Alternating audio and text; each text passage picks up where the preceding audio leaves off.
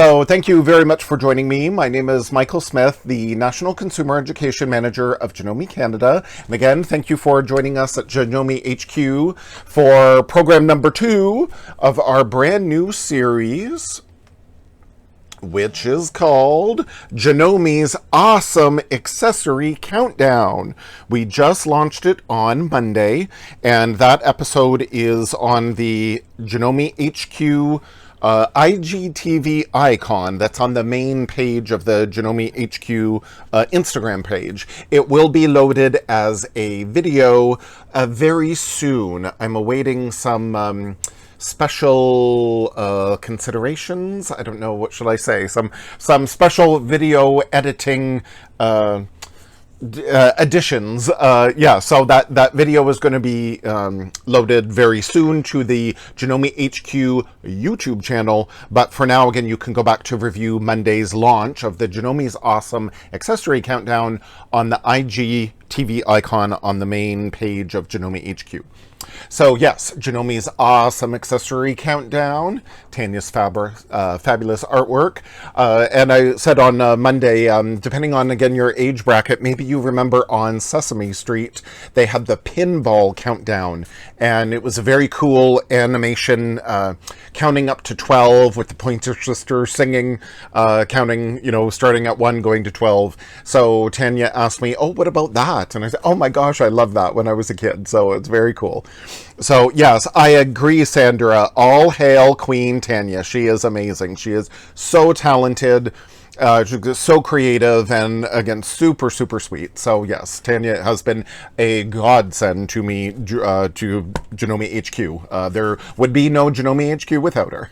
So yes, Janome's Awesome Accessory Countdown. Number 2 is This is the free motion couching set, and coincidentally, or not coincidentally, there are two little feet that go with the free motion couching set. So that is very fun. More information on the free motion couching set is available on the Janome Global site. So type in your browser, Janome Global site, and on the left-hand side it says Bulletins. So you will click Janome Bulletins. And here is a bulletin. I love to print these out because then I put them in a binder with the page protectors here, a red binder specifically for Janome, but I love keeping them in a binder, so that way, again, I've always got handy reference to them, if I'm sewing at 2 in the morning, as I often do. So I've always got them there, because again, maybe this is a foot you're not going to use all the time, so it's hard to remember all that information. So definitely print out your bulletin there. And then, yes, there is more information on the free motion couching foot set in your fabulous Janome presser foot workbook. I have talked about a lot of the presser foot workbook in the previous series, A to Z with Janome, and all of those videos are on the Janome HQ YouTube channel, so you can go back to review all of those. And yes, the Janome presser foot workbook is fabulous, available from your dealer. And it has information on a lot of the presser feet that already come with the machine. Many of the machines have the automatic buttonhole foot, and they've got the overcast foot. But then there's also some addendums that you can purchase. One being the specialty presser foot addendum, and that goes through a lot of the specialty presser feet that I've already demoed on the previous series, A to Z with Janome. So definitely pick that up for more information on those feet. Hello, everyone. But also this fabulous free motion presser foot addendum. So this is a separate addendum that you would purchase in addition to the presser foot workbook. But when I show you the table of contents here, convertible free motion foot, I did talk about that when I talked about the QR, the ruler foot, and I did talk about using the convertible free motion foot and the 1600p frame foot set in conjunction for a ruler foot. And then again here they mention ruler foot.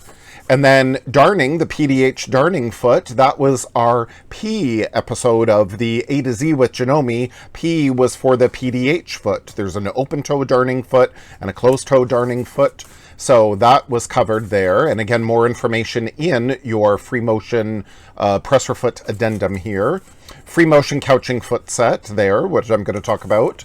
Low tension bobbin holder. I talked about that in previous Janome HQ A to Z with Janome, and I'm going to talk about them again here now. So more information is available in this presser foot addendum for free motion quilting. Ruler work QR foot. I talked about that again in the QR or the Q episode of A to Z. And snap-on free motion feet. I did briefly talk about that in the Q episode as well. So again, all of that was covered with the A to Z series. So yes, more information. The addendums and the presser foot workbook, they've got like little exercises on how to use these feet. And again, it's great to have that reference. So it's always handy because these are feet you don't necessarily use again all the time. So it's nice for a refresher, and it's got again full color diagrams, pictures. So it's really handy that way. So more information on the free motion couching foot in your presser foot free motion presser foot addendum for your presser foot workbook, again available from your Janome dealer. So what the, ooh, I'll spin over here. Ooh, look, lots of goodies, lots of goodies. Ooh, so what the free motion couching foot says. Oh, hello, Anne Margaret. Just in time for the big reveal. So what does the free motion couching foot set do? Well, this is some beautiful fabric, decorator fabric. So it takes your fabric, it's beautiful, but still kind of ordinary. So it goes from that, ooh, to that. Look at that. Isn't that so cool? So when people say to me all the time, oh, I'm not an artist, oh, I can't draw. You don't need to be. You just follow the pattern that's in your fabric with your yarn. As we've got, this is, you know, sort of before and after, you know, plain and extraordinary. So how cool is that? So you can, not only they're super fun feet to use, but again, you can add such a beautiful decorative element, very textural, using a lot of yarn and cords. I am not a knitter. I have no time for another hobby. But I love all of these yarns. So this is how I can get that fix of the yarn, and I love all the texture. So this is how I can get my fix by using the free motion couching foot set to couch on the yarn to fabric. And again, for those of you who are knitters, crocheters, and all of that, you'll always have little bits and bobs of leftover yarn. A great way to use up all your little scraps from that. So how cute is that? So this is a pillow. So wonderful. And again, who wouldn't want to cozy up on the sofa with that? So that's cool. Or then I used the free motion couching foot set to apply. This is a little picnic blanket that I made a couple of years ago for the Janome Lookbook. If you type in your browser, Janome Lookbook, this was the summer one. I think it was volume 3. They gave us all this Michael Miller fabric here, and they told us to make some projects for the Cross Canada Picnic was the theme. So then I made this picnic blanket. This was all pieced on the serger, actually. And then I wanted to add a little bit something more. This is like a big checkerboard, actually, and then I made some game pieces out of pool noodles. So you could lay this down on the grass and the kids could play checkers in really big pieces. And then by having this yarn here, free motion couched on, that it just adds a little texture. And again, very fun because it's colorful with this like variegated yarn. And again, a lot of my supplies come from the Big D store, the discount store that's in many towns. So again, supplies don't really cost a lot, and they're always available. And again, some of the yarns that are out there, oh, they're just beautiful. Bacon 5864. Hello, hello, hello, Kathleen. Thank you all for joining me this afternoon. So yes, here is, oh, my iPad is going to fall out of my holder. So just a moment. There we go. So the free motion couching foot set comes in a blister pack like this from your dealer. Now it is available for 9mm and 7mm high shank machines only. So low shank 7 millimeters, you will not be able to use this foot. This is for high shank models only. So high shank 9 millimeters and high shank 7 millimeters, and you will be good to use this foot. Again, always consult your dealer.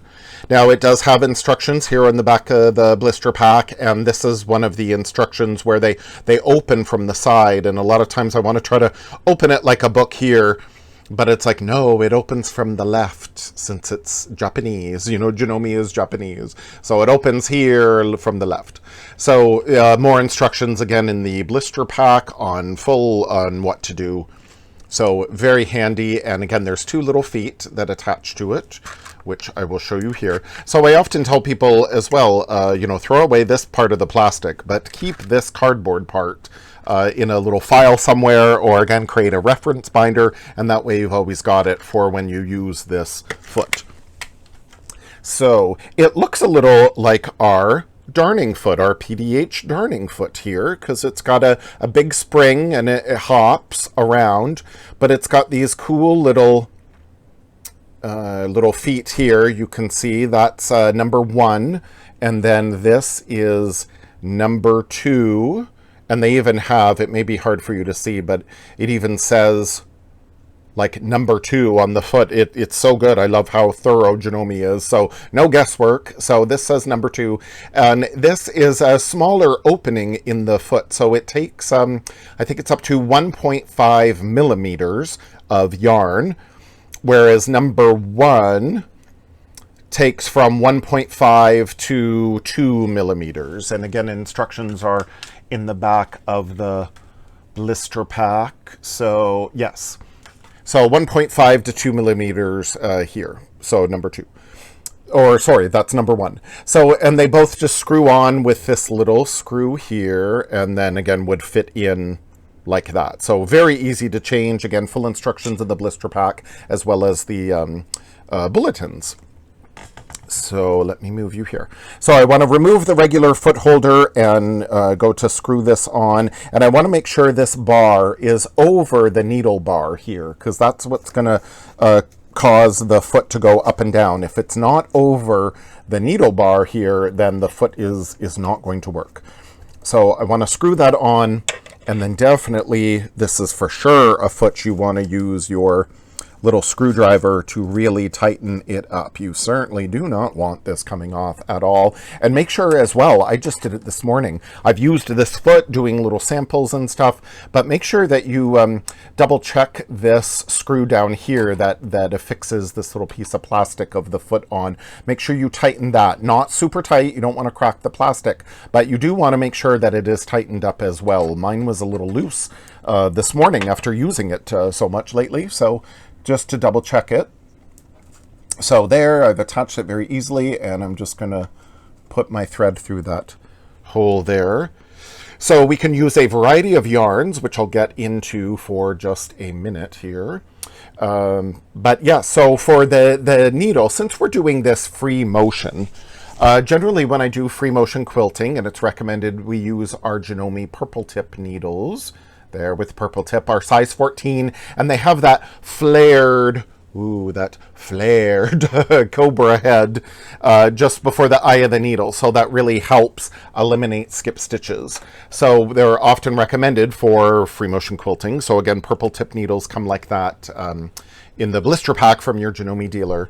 So you can experiment with your purple tip needles, but I also will use red tip needles. Again, this is fun to experiment. These are also size 14, and they've got a nice sharp point. So again, great to go through more layers as well. Now we've got this little, I call it a sampler pack, that often comes with some of our machines. It comes with the Continental M7, for example, which I'm demoing with today.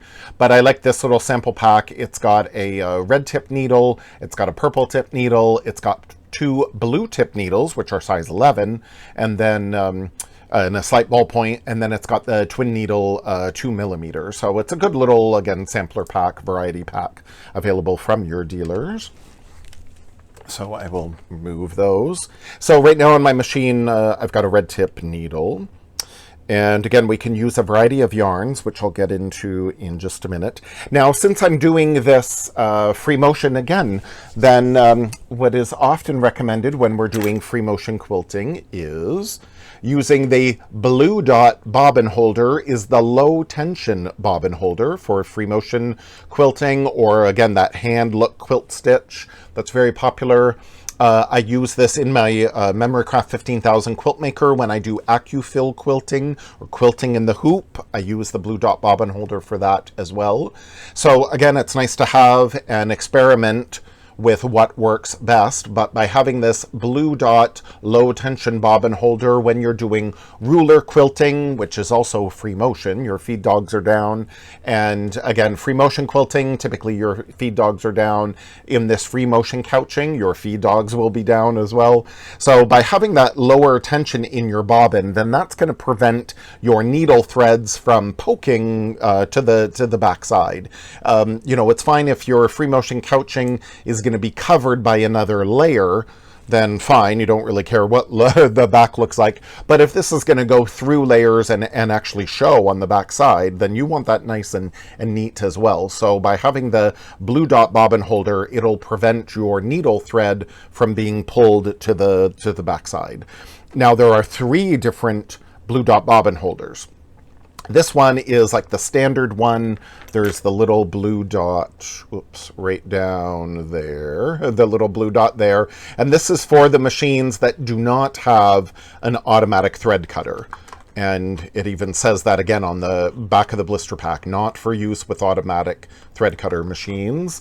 Those machines will need a blue dot bobbin holder that looks like this, and it's got that little silver arm, and that swings over to bring the needle thread to the cutter, and that's what's going to cut the thread. So this one with the little silver swinger arm is for the machines with the automatic thread cutter. So this is the one I would use in my Skyline S9, for example, in my 15,000.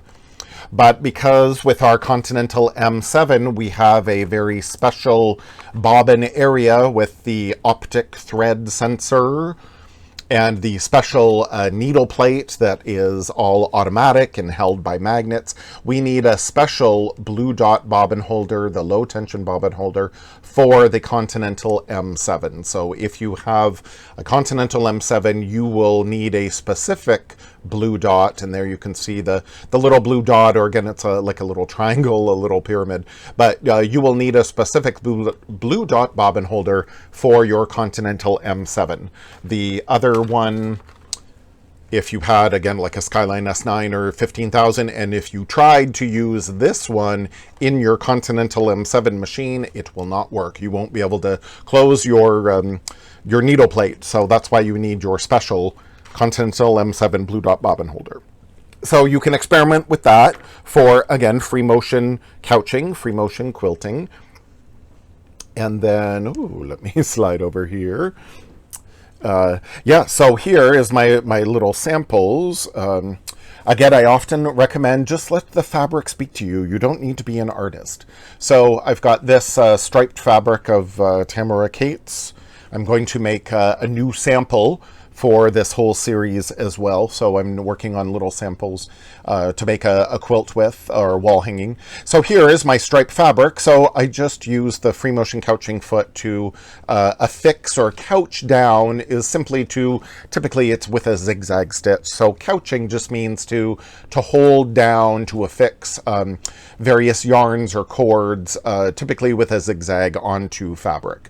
So I just followed the stripes of the fabric with a variety of yarns, very easy. And then there you'll be able to see this is with no yarn. So it's just a really skinny, shallow zigzag. The instructions say, and it's very important, that you cannot use a zigzag stitch wider than 1.5 millimeters. If you do, your needle will hit the plastic part of the foot and you will break a needle. Ask me how I know. So you want to definitely pay attention to the instructions and always keep that in the back of your mind as you start playing around and experimenting. No bigger, no wider than 1.5 millimeters. And again, very simple zigzag. Now you can use whatever thread you want as well. They suggest, you know, monofilament thread or even like the Invisifil, very fine. This, I just use this as some of our Madeira multicolor thread, the katana thread. So again, it looks beautiful as it changes color, and that's what I use to put both of these ribbon or both of these yarns down, and you can't see that thread at all. I love using this lofty yarn because then you can't see your threads at all. But maybe you want to match the thread to your yarn depending on how thick the yarn is and the application. So again, my little skinny stitch, and then there on the back side, you can barely see. I used in my bobbin here, I used a colored bobbin. So again, you can match it if this was going to be like showing. Most of the time, if my bobbin threads are not going to show, or maybe I am going to do this on white fabric, I use these Janome pre-wound bobbins for 99% of my sewing. If I'm not concerned about what the bobbin thread looks like, that it doesn't have to match my fabric. Or again, if I'm sewing in white, or they're available in black as well.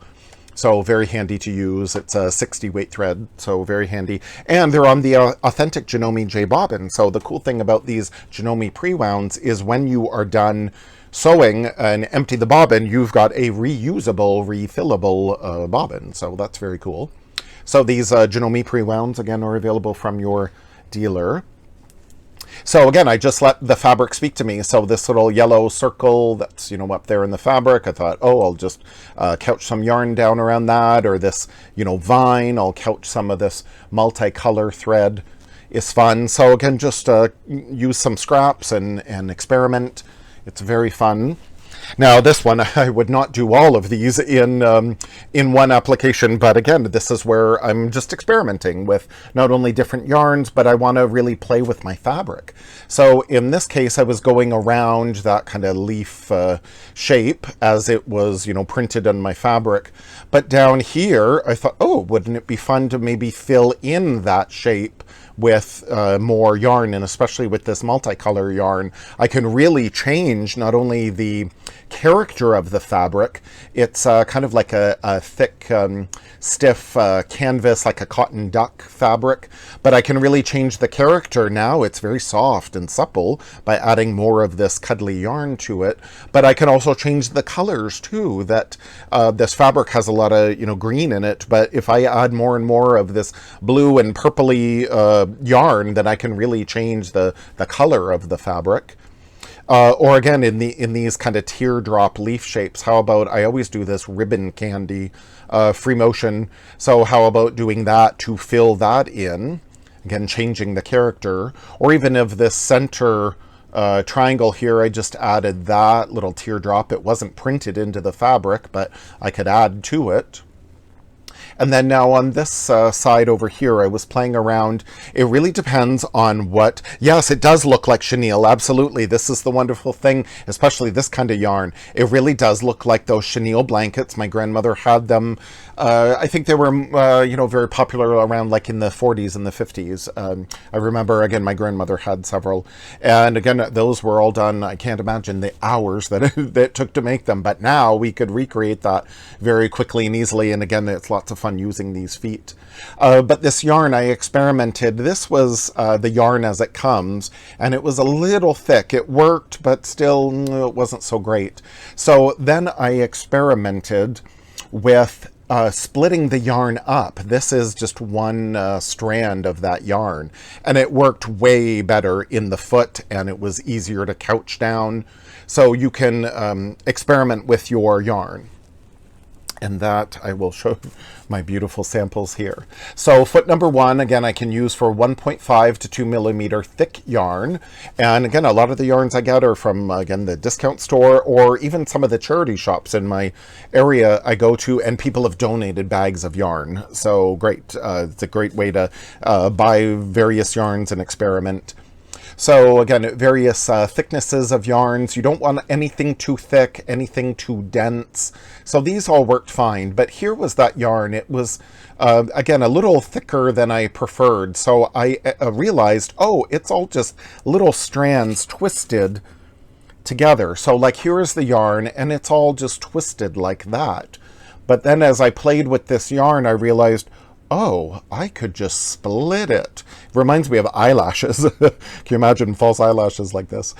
So I could just split those strands of yarns. So now I can use this in my foot very easily. I don't have to worry about it getting hung up on the foot at all.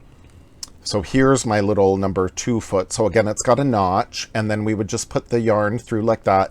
So again, I can easily feed that through. It's not going to get hung up at all. I always recommend, if you can, take your foot, you know, after you purchase it from your dealer, take it to the craft store and be sure, like, yes, the yarn will go through no problem at all. This one was a little too thick. It was a little too dense. So as I was stitching with it, it puddled up. The foot keeps, the needle hovers right over this groove in the foot. So as this was through the foot, it kind of puddled up right under the needle, and it ended up getting really thick right above the needle. Like it was all bunching up like that. And it's like, ooh, that really didn't want to go through. So I was a little worried. Oh no, I think I'm going to break a needle. So I just, no, it's not worth it.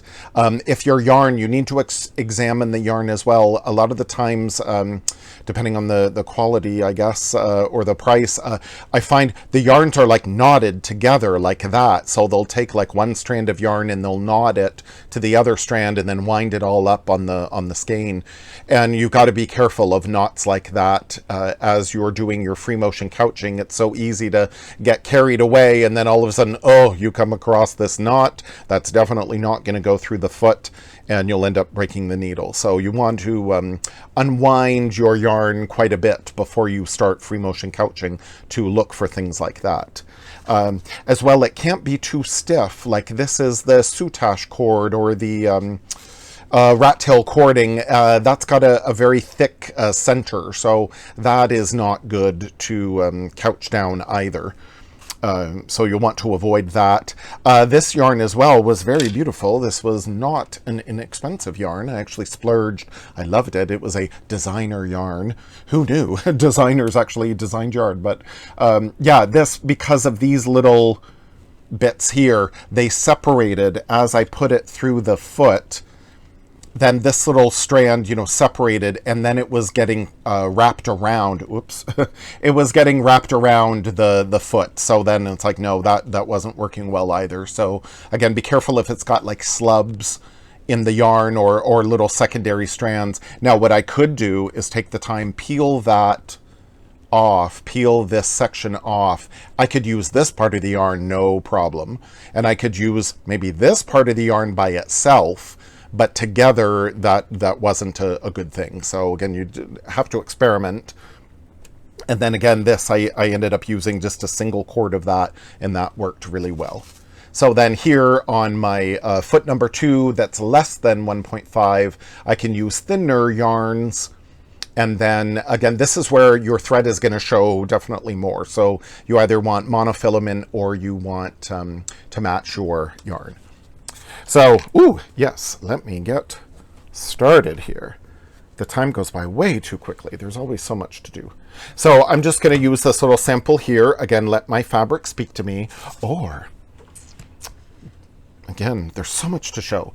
If you're marking your fabric and you don't know what to do you perhaps have stencils like this? When I started quilting 30 years ago, I bought a ton of these stencils, and I really haven't used them much since. But these stencils would be great. Mark your fabric to give you a reference point, and then you could free motion quilt around it. If you have our artistic edge cutter, you can make your own stencils like this. So that would be great to mark your fabric. Or Then, or again, there's so many kinds out there, so this would be a good cable. Again, you can mark your fabric however you'd like to. Or then, again, I call it going down the rabbit hole like Alice in Wonderland. This is some stippling from my AccuFill quilting, my AccuTools that is part of my Horizon Link suite for my MemoryCraft 15,000 quilt maker. I thought, oh, I could print out this template. I could make some holes in the paper with my stiletto or with an awl, just a bunch of like little dots, and then I could put little dots of a marking pen through, and then I could ultimately mark this stencil of this stippling on my fabric, and then I could go back and couch yarn over that. So I don't have to worry about drawing this out, or I don't have to worry about, you know, just free motion out of my head. I could use this as a template.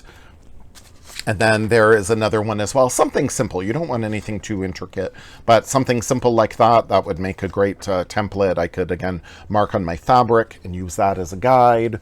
Or then, since I'm using the Continental M7, this is our quilt block advisor that comes in a CD that we load on our computer, and it's got 6 different quilt patterns that we can create our own templates basically with this software that comes included with the Continental M7. So this is the Lemoyne Star.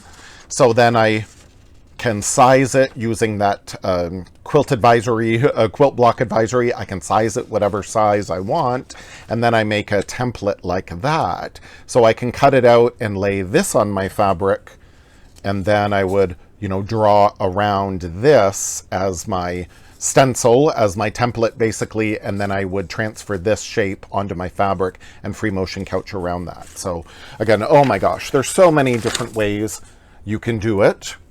Or, depending on your machine, for the 15,000 quilt maker, the Skyline S9 already comes with this embroidery couching foot set. There's also an embroidery couching foot set for the 500E and the 550E, the 400E.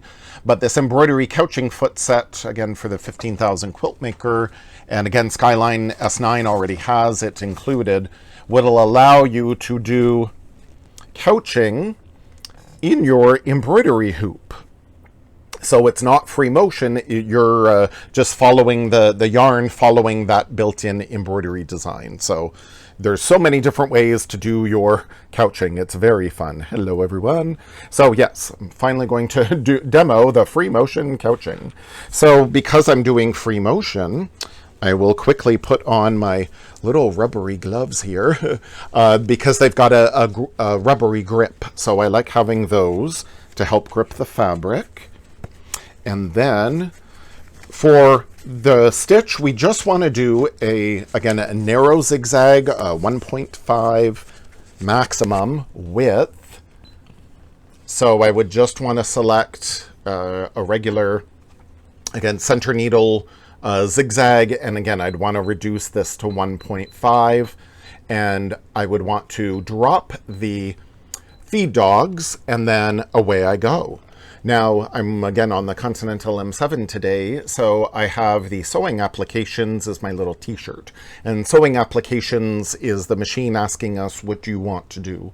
So I can go to this plus presser foot, which means the optional presser feet available for this machine, and I select that, and then I see I've got free motion couching here. So the machine is already set up my preferred width, so I don't have to worry about making any adjustments for that. It's already lowered my feed dog, so I don't have to worry about that. And then again, I've got stitch 1 or stitch 2 based on my foot. So I've got the foot number 1, so I'm going to leave it to that. And then now, ooh, before I do that, sorry.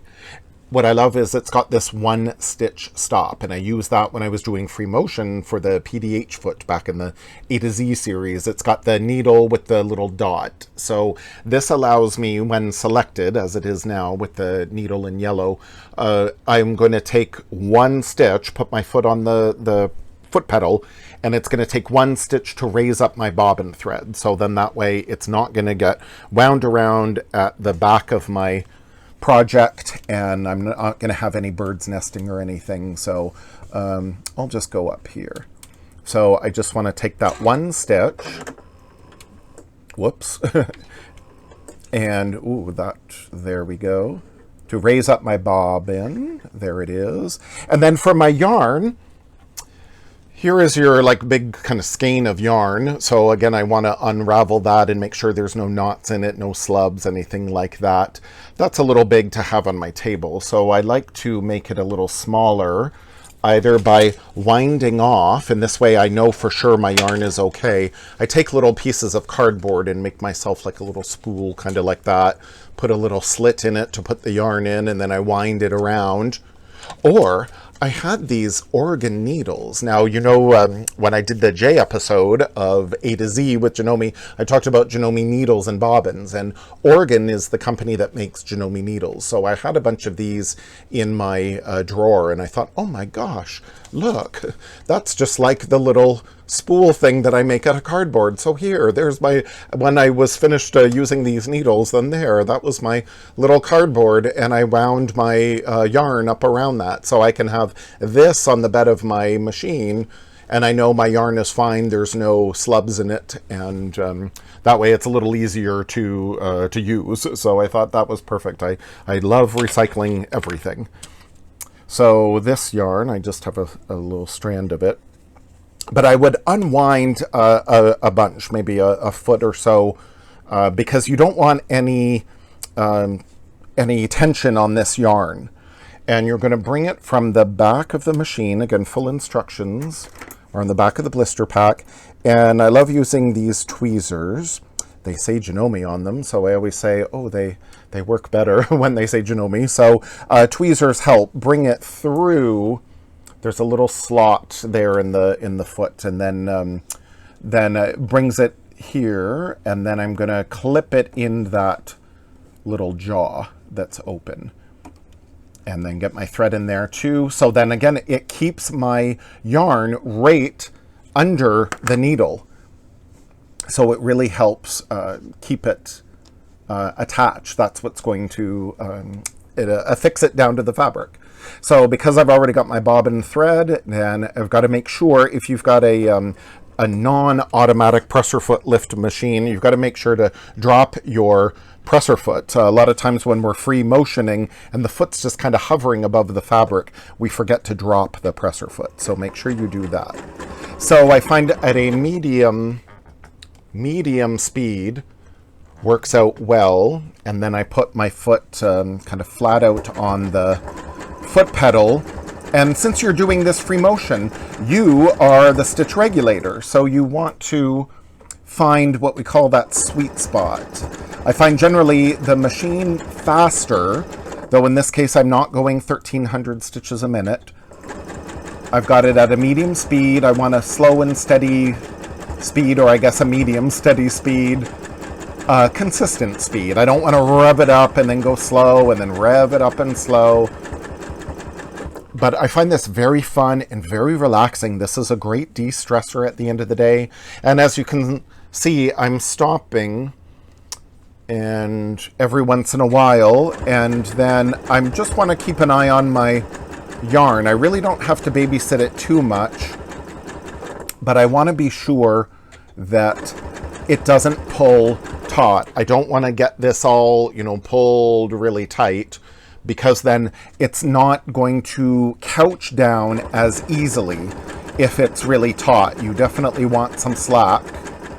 And if you're going around, especially on curves, if you're going around and you happen not to catch your yarn, don't worry about it. It's so forgiving, especially a yarn like this. It's got some texture in it, and the loftier yarns as well, like your thread just buries right in it. So it's really not a big deal if you happen to not get your yarn couched down. You can always go back later just with, you trim your yarn and then you go back just with your regular zigzag stitch and stitch right over it to couch it down again. So it's really forgiving. And again, oops, sorry. Because it is free motion quilting, You really don't have to manipulate your fabric too much either. You can stitch in whatever direction is easy. I'm on the Continental M7 here again, and I've got, look at all that beautiful 13.5 inches from center needle position, nice big extension table. My machine is sitting on top of a table. It's not recessed down flush, so I love having the extension tables. And again, now that I've done that, maybe I can go back and do whatever kind of free motion. If your yarn is more textured and more fuzzy, you've got to be careful about going over it another time because you don't want to get it caught. That was the trouble with that one. Oh, if I can pull it up. Oh, what did I do with it? That was the trouble again with this yarn. As I went up and around, it was too easy to get caught on those little blue bits there. It was getting caught on the toe of the foot. So you don't want to go around your yarn that you've already couched down too many times. Now I'm going down to, this is a perfect time. So let's say I have a slub, or let's say, oh, I ran out of yarn and I need to add a new bit of yarn to the end.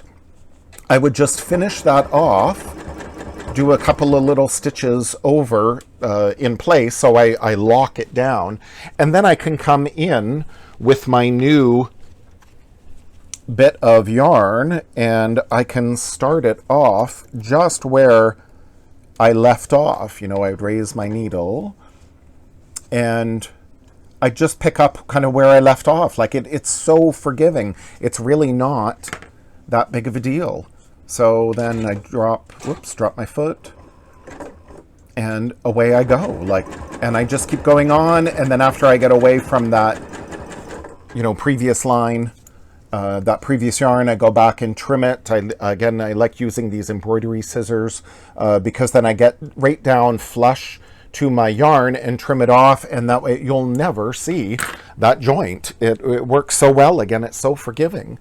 Now, when I'm ready to finish my line of stitching, if I've done all my embellishment here, and again, you can really do whatever you want. It's so addicting. I could totally go on all afternoon and do this. It's wonderful. But so now I'm finished. I want to, you know, cut my yarn and done. Now, it's a hard habit to get out of, but I don't want to use my automatic scissor button. We really want to try to avoid using it while the yarn is in the foot. When I'm ready to finish my line of stitching, I want to raise my needle, and then this is where, again, I can totally cut off my yarn. And then again, I would go in with a couple of stitches just to anchor that bit, that little end down. So it's anchored, it's not going anywhere. And then now I could use the automatic scissor button because I don't have any yarn in that foot. If my yarn was still in the foot, and if I activated the automatic scissor button, that action of the automatic scissors could, you know, pull that yarn down into the needle plate, and I don't want this yarn to get caught up in the automatic thread cutter. You know, that's just, it would dull it, or potentially it could get caught, especially if you've got a fluffy yarn. So try not to use the automatic scissor button when you've got the yarn in your foot. Once the yarn is out of your foot, no problem. Now I just have thread, so that's totally fine to use. So again, isn't that a beautiful masterpiece? It's so fun. And then, you know, that I would trim, I've already gone over that, so I would just trim that flush, and it's beautiful. Again, trim that, it's beautiful. Now I've got batting. And let's say if this was going to be a pocket of a tote bag, and again, I'm not going to worry about the backside of this, but if this was going to be my finished good side, then I would want to, yes, use a matching bobbin. And again, depending on my stitches, they really don't look that bad. But if I needed to, if I saw a little bit of that needle thread, then this is where, again, I would want to use the low tension bobbin holder. Sure, I could adjust my needle tension to be a little tighter as well to pull up some of that bobbin thread, but I'd rather just switch out to a blue dot bobbin holder for free motion quilting, and that would make it easier. Because I am doing my little sandwich here with my batting, I love using, again, this artistic tack spray, and then I spray my layers together to hold it down, so that way I don't have to worry about putting safety pins or anything else in my project. It's so easy to run over them by mistake. You really get in the rhythm of free motion quilting. So the artistic tack spray is great. You don't have to use anything secondary. So yes, thank you all very much for joining me. You know, I always try to make these about half an hour, and I always seem to run at about 40 minutes. But there's always so much to share, and it's so much fun. So I encourage you all to, again, contact your Janome dealers for any of the things that I talked about today, but especially that free motion couching foot is very fun. So again, today's Janome's awesome accessory countdown, and it is so easy. Yes, thank you very much. It is easy, and it's so much fun. So Janome's awesome accessory countdown brought to you by the number 2 for the free motion couching foot set. Again, for 9mm and high shank 7mm. There we go. Thank you so much. So thank you everyone for joining me today. Make sure you tune in to Janome Canada's Instagram Live tomorrow for the fabulous Celine doing a circular attachment. She always does such beautiful work, such beautiful samples. So I'm definitely tuning in. So I hope you will tune in as well. And then I will be, and as a heads up, I would normally be here Friday. So far I've never missed a Janome HQ since we started, 2.5, 3 months ago, but I'm not able to make this coming Friday at 1 o'clock to do a Janome HQ live. So I hope you'll forgive me all, and I hope you will enjoy then your kind of long weekend off. Oh, and also, if you didn't know as well, I know a lot of you follow Janome Sewing Machine's Facebook page, and you're members of that group as well. That's Janome America's Facebook page. They've changed their Instagram or their Facebook lives. They're now doing 3 days a week. So Monday, Wednesday, Friday at 3 p.m. Eastern, they're doing Facebook lives, and then on Tuesdays at 2 p.m. in their Janome classroom, they're doing some Facebook Lives there. So that's changed a little bit as well, as again, a lot of people are going back to work now, depending on where you are. So again, by having kind of Friday off from Janome HQ Instagram Lives, hopefully that gives you some time to catch up on some things and have a great weekend. And then I will see you back here, Janome HQ, on Monday. So thank you so much for joining me. Enjoy your day. Bye.